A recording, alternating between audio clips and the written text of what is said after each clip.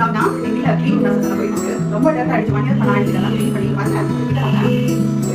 பாருங்க ஃபுல்லா அது மாதிரி இருக்கு. நாம என்ன பண்றதுன்னே தெரியல.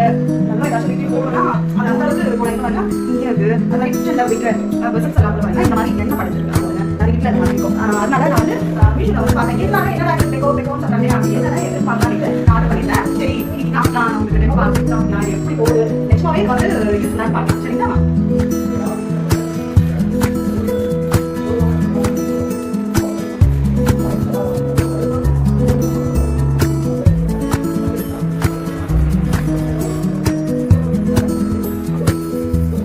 பாருங்க பாருங்க இதுக்கு முன்னாடி இப்படி இருக்குது.